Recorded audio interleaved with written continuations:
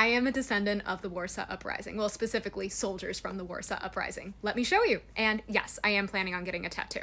So let's start with my great-grandfather. My great-grandfather, his real name is Florian, but his code name in the underground was Max, M-A-K-S. And he was the leader of a battalion called Owaza. This is Owaza's symbol. My great-grandfather died in battle at the end of the Warsaw Uprising. We didn't know what happened to him for like years. We actually recently found this out. He was buried in kind of like this mass grave for Warsaw Uprising soldiers. So that's him right here. He's under his code name. And my great-grandfather is mentioned in a bunch of Polish textbooks. Then we also had one of my great-uncles, Renio, who was a code breaker. He was killed within like the first 2 days of the Warsaw Uprising. The brown shirts found him along with other code breakers, made them go into the woods, dig a giant hole, and machine them all down. One of our other relatives, who was like a cousin to Renio, was also a code breaker, and they were found hugging each other. You can find him listed at this memorial, which I believe is called Pulmary. I apologize if that pronunciation is wrong. But you can see all of them were listed by name, nickname, and age.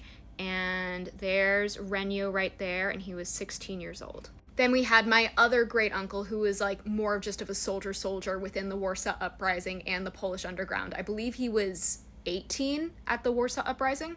Then we had my two great aunts, who were Danka and Olka.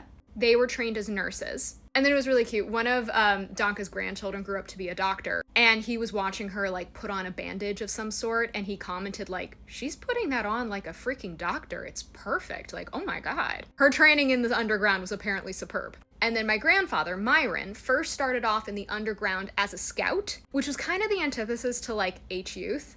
And then by the time he was like 12-ish, he became a soldier in the underground. And then he was 14 when the Warsaw Uprising started, in which he was a full-blown soldier. Now, Gucho, my grandfather, and my two great aunts were all sent to the camps as political prisoners at the end of the Warsaw Uprising. And they all survived, which was miraculous. And they all found their mom afterwards. My great-grandmother, though, did not recognize my grandfather and my great-uncle at first because they were so emaciated. But really cool, for the 75th anniversary of the Warsaw Uprising, Poland decided to honor all of the, fighters from the Polish underground. So we all went. Here he is, and at this point, he was the only representative of his family who was still alive who fought. So he was very proud to represent his family. As you can kind of see with this armband on it, it actually says Owaza right there. And while we were there, this man ate his body weight in flaki, which is tripe soup. Like, we could not give him enough. It was honestly adorable.